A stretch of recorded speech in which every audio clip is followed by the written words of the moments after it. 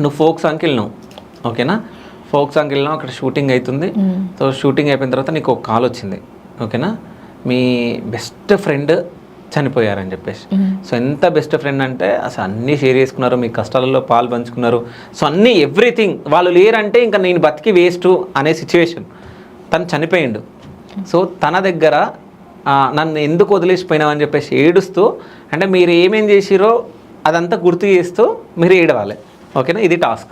అమ్మో, ఏడవడం కాదు, అంటే యాక్టింగ్ ఏమో పక్క పెడితే రియాలిటీగా జరిగింది ఇది నా లైఫ్లో. అవునా? రీసెంట్గా 2-3 days బ్యాక్లో ఉంది ఒక అమ్మాయి ఉంది.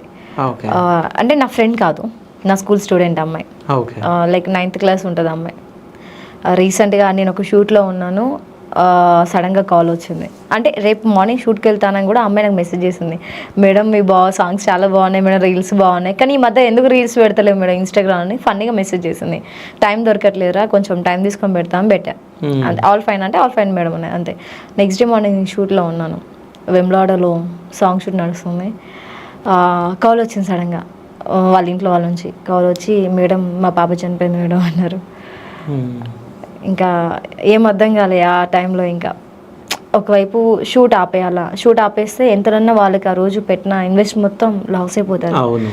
ఇంకోవైపు అమ్మాయి స్టూడెంట్, తనని తీసుకెళ్ళాలంటే తను మళ్ళీ ఎప్పటికి రాదు, లాస్ట్ చివరి చూపు అంటారు కదా, అది ఎప్పుడు రాదు. ఇంకా ఎటు కానీ మధ్యలో సిచ్యువేషన్, అప్పుడు బ్రేక్ టైం.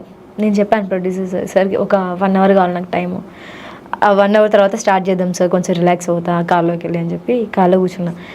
అర్థం కావట్లే ఇక్కడ ఆపేయాలా అటు వెళ్ళాలా అని. అక్కడేంది ఈవినింగ్ వరకు తీసుకెళ్తా అని చెప్పారు బాడీని, ఇక్కడేమో షూట్ నడుస్తుంది.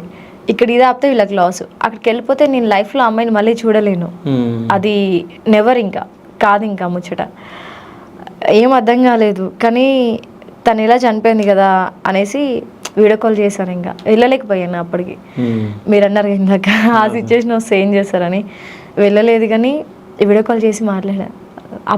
అక్కడే సీరియస్ లైఫ్లో జరిగింది.